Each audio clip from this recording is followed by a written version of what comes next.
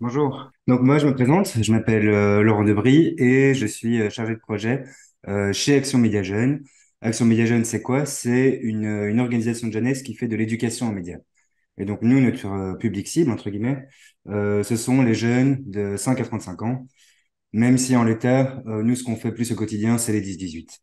Et l'idée de ces 15 minutes qu'on va passer ensemble, c'est que je vais essayer de vous donner un peu quelques pistes et postures pédagogiques pour parler de l'éducation aux médias d'information, mais également aux enjeux de l'intelligence artificielle. Nous, vraiment, notre mission chez Action Média Jeunes, c'est par l'idée d'ateliers créatifs, rendre les jeunes plus critiques face aux médias qui, elles, consomment au quotidien. Et très souvent, on est appelé également pour notre expertise jeunesse et médias, si je puis dire, et on fait également des formations pour adultes. Alors, je vous montre une petite carte de la Belgique. C'est pour vous montrer en gros que nous, on est actifs sur ce que vous voyez en orange, donc sur le territoire de la Fédération Wallonie-Bruxelles. Et donc, on va dans les écoles, les maisons de jeunes, les centres spécialisés, bref, tous les endroits où il y a des jeunes. Et notre statut d'organisation de jeunesse implique que qu'on a comme mission de toucher les jeunes de 5 à 35 pour devenir des cracks. Et donc, des cracks, c'est l'acronyme de citoyens responsables, actifs, critiques et solidaires. Et nous, Action Média Jeunes, on est complémentaires à plein d'autres acteurs de l'éducation aux médias en Belgique. Donc, ça va du Conseil supérieur de l'éducation aux médias, les centres de ressources, ou des acteurs de l'éducation permanente, ou même le monde universitaire. J'ai cru comprendre que l'UC Louvain venait cet après-midi d'ailleurs. Voilà. Nous, on est vraiment complémentaires dans toute l'offre belge.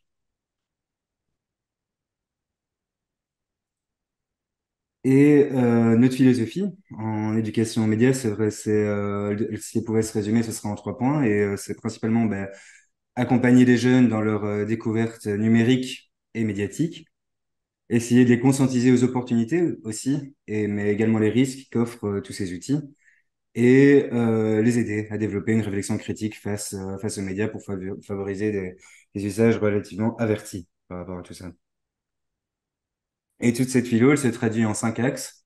Euh, Premièrement, développer des ateliers et projets d'éducation aux médias innovants et adaptés aux usages médiatiques des jeunes. Ce qu'on a fait récemment, c'est on fait par exemple des stages sur les mangas, on fait des animations sur les influenceurs et influenceuses. Donc on essaie vraiment de partir des usages des jeunes pour faire des ateliers innovants. On essaye de rendre accessible l'éducation aux médias à des publics diversifiés. Donc un exemple, c'est par exemple l'année dernière, on a fait un grand projet avec un centre psy. Ça a été un projet long. On a rarement le temps de le faire, donc ça c'est chouette. Nous on est contents. Il y a également transmettre et permettre la réappropriation de l'éducation aux médias à tout encadrant et encadrant jeunesse. L'année passée, on a également créé un jeu de rôle autour de la critique de l'info. Je vais pas en dire plus, je vous en parlerai en fin d'intervention. On encourage également l'expression de la jeunesse. Donc là, ça va être plus via des ateliers audiovisuels ou des ateliers radio, podcast, beaucoup aussi, où on s'intéresse à ça. Et puis on développe, on partage et valorise notre expertise en éducation aux médias.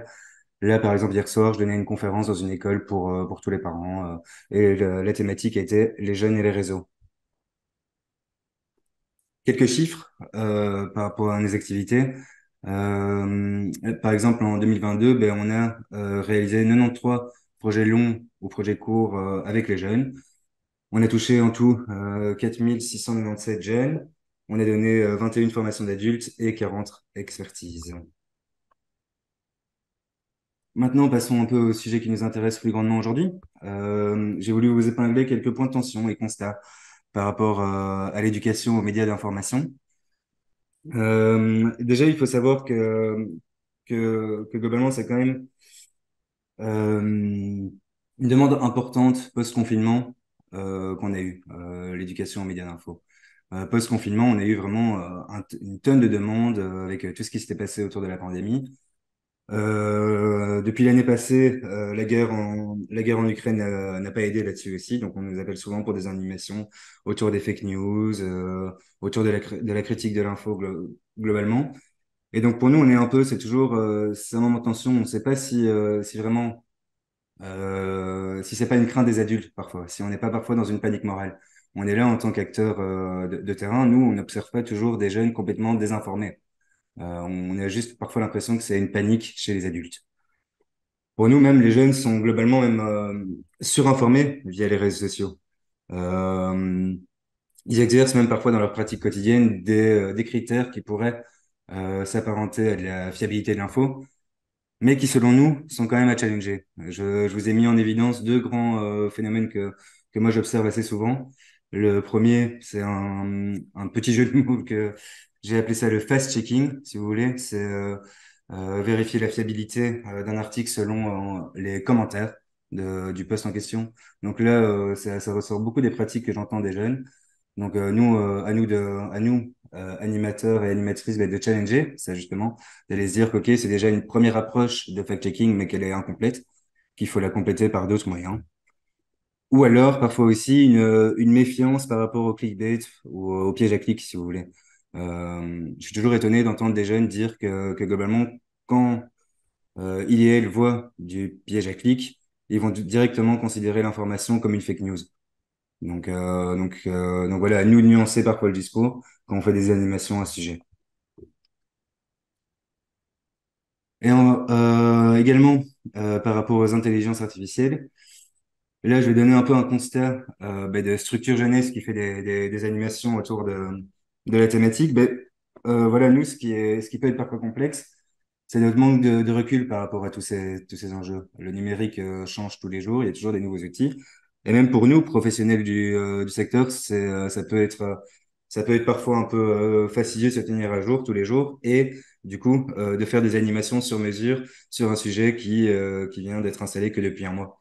Donc, alors qu'en plus, la demande est grandissante. Là, par exemple, l'année passée, ChatGPT a été un peu un raz-de-marée, en tout cas chez nous en Belgique. J'imagine que chez vous, ça a été de même, mais on a reçu plein de demandes à ce sujet et nous, on a dû vite se positionner par rapport à ça et éventuellement faire de la pédagogie autour de ça.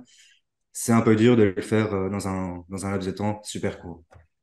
Et puis aussi, dans tout ce débat lié, par exemple, aux intelligences artificielles, c'est qu'on a tendance à mettre le focus vraiment que sur les enjeux de droit.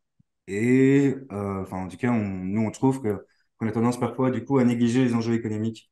De nouveau, avec les intelligences artificielles présentes sur le numérique, on arrive toujours sur les mêmes problématiques. Ça reste des mastodontes du numérique, les GAFAM, qui arrivent avec leur modèle économique bien particulier, basé sur les données personnelles, qui arrivent à être un acteur incontournable.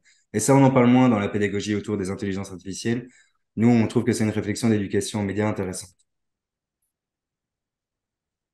Puisqu'on parlait de ChatGPT, je vais je vais passer dans la dernière partie de ma petite intervention pour proposer du coup des pistes pédagogiques. Je vous invite à lire un court texte d'une dizaine de pages. C'est de la collection Éclairage, donc du Conseil supérieur de l'éducation aux médias. On a participé à ce petit GT. Et donc, il en ressort quand même des choses relativement intéressantes par rapport à ChatGPT particulièrement. C'est il faudrait éventuellement en fait le considérer comme un outil parmi tant d'autres et voir par exemple les points positifs que peut avoir un ChatGPT. Ça peut être une aide à la création de contenu, ça peut le fait d'alléger des tâches répétitives, ça peut être avoir des nouvelles idées. On en parlait avec nos camarades suisses, mais ça peut être aussi une aide à la traduction. Voilà, il y a plein de pistes positives qui peuvent être utilisées. Mais il faut pas être utopique, il faut également avoir bien conscience des points négatifs. Donc, ne pas oublier qu'une intelligence artificielle comme ChatGPT, ben, elle peut se tromper. Elle n'est pas forcément à jour. Il y a toujours la problématique des biais algorithmiques qui rentrent en jeu.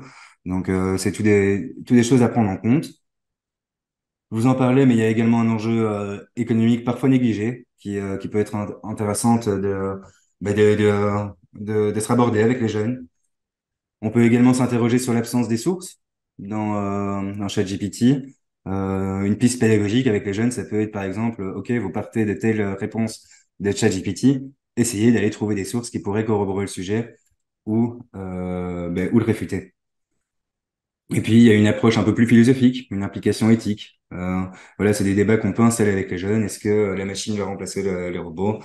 On peut faire un peu design fiction. Est-ce que dans 5 ans, dans 20 ans, ou dans 30 ans, on n'aura que des médias régis par l'intelligence artificielle. Voilà toutes les pistes qui peuvent être intéressantes et positives finalement par rapport à un enjeu autour des intelligences artificielles. Pour ce qui est de la critique de l'info, je vous ai épinglé un outil qu'on a créé il y a de cela 3 ans, qui s'appelle Critique de l'info, l'outil ultime. Donc nous, c'est des animations qu'on fait souvent. Via le site ou via le QR code, vous avez accès à 5 parcours en critique de l'info. Et donc n'hésitez pas à aller voir. C'est pour l'idée d'apprendre à vérifier la provenance d'une info de façon systémique. On s'éloigne un peu du fact-checking. Je rejoins assez les remarques de tout à l'heure liées au fact-checking. Une autre approche peut aussi encourager les jeunes à être au cœur de leur apprentissage et ça peut passer par un jeu de rôle. Nous, l'année passée, on a créé un jeu de rôle autour de la fabrication de l'information. Et si vous voulez, les jeunes, en fait, là, pendant une partie qui dure 1 heure, par rapport à un sujet d'actu X ou Y, ils et elles doivent écrire un titre et un chapeau. Et donc, on les met vraiment dans la peau de journaliste et ça permet de comprendre un peu les logiques de fabrication de l'information. Et puis, dernière approche, là, sur un autre sujet, sur les algorithmes. On a également un autre outil qui est dispo en ligne. Et là, l'idée, c'est qu'on plonge les jeunes dans la peau d'ingénieurs de YouTube. En fait, ils sont invités à créer un algorithme de recommandation. Et ces algorithmes se basent sur 3 types de données. La première, la partie historique de navigation. La deuxième, des données publiques. Et la troisième, notoriété. Et donc de là, ils doivent créer une formule mathématique pour avoir un classement et un référencement sur YouTube, sur un YouTube fictif. Donc bref, en conclusion, par rapport à ma question initiale, je dirais que globalement, nous, en tant qu'adultes, il faut quand même toujours essayer de ne pas céder au discours anxiogène liés aux médias et aux pratiques des jeunes. C'est relativement contre-productif et ça permet pas d'avoir même parfois un dialogue serein avec les jeunes. J'ai quand même beaucoup insisté, mais c'est également apporter un point d'attention au modèle économique de ces médias, des réseaux, des grands acteurs de l'intelligence artificielle. Et du coup, j'espère que vous l'avez compris, mais dans notre philosophie, on essaie toujours que les jeunes soient au cœur de l'apprentissage. Et donc, pourquoi pas inviter les jeunes à se mettre dans la peau d'eux afin de soit parfois développer de l'empathie pour un métier. Je citais notre jeu de rôle, c'est aussi pour comprendre un peu comment les journalistes fonctionnent. Et, euh, et donc, ça permet de vraiment mettre les jeunes au cœur de leur apprentissage et d'avoir un débrief plus riche après. Merci beaucoup. Merci beaucoup, Laurent. Oui. Roxane, est-ce que nous avons une question en Zoom? Non. Alors, je vais prendre une question ici dans la Hmm. salle à l'UQAM pour Laurent Debry d'Action Média Jeunes en Belgique. Oui, Alain Devalpo de Globe Reporter. Bonjour. Bonjour. Vous n'avez pas parlé de l'équipe qui porte le projet. Ce sont des journalistes, il y a des enseignants. Non, Puis, non. Ouais. deuxième question, comment les relations se font avec le monde de l'école? Et notamment, Oui, comment travaillez-vous avec les classes en primaire, peut-être, en secondaire? oui, oui, c'est vrai que je l'ai pas précisé au début. Nous, en fait, on est une équipe de 12. On est 8 chargés de projet. Et donc, on a une détachée pédagogique dans ces 8. Mais on n'est pas, voilà, on n'est pas journaliste. On est vraiment animateur, animatrice socioculturelle. On peut le dire comme ça. Et alors, la deuxième question, c'était le rapport aux écoles, hein, c'est bien ça? Oui, je vous vois hocher la tête, donc j'ai compris que oui. Nos rapports avec l'école, c'est d'une part, on est quand même relativement tributaire des demandes des écoles. Dans nos missions, on doit à la fois toucher les écoles, mais également toucher le public non scolaire. Donc, en fait, nous, c'est toujours un numéro d'équilibriste, si je puis dire, qu'on doit trouver.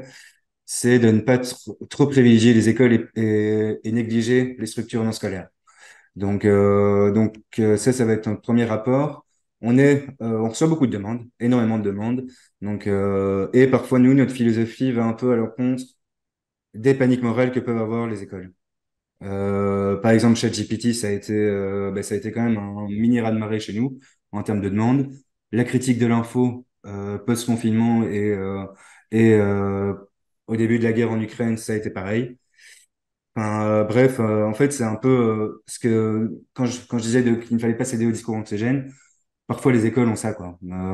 J'ai en tête aussi nos animations réseaux sociaux qu'on fait à la fois dès la fin de primaire, donc à partir de 10 ans.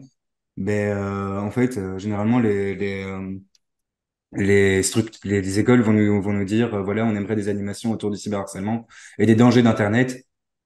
Là, du coup, à nous d'un peu de déconstruire le discours déjà au préalable, ne serait-ce qu'avec les adultes, et puis après faire déconstruire du coup les représentations des jeunes aussi par rapport à ça.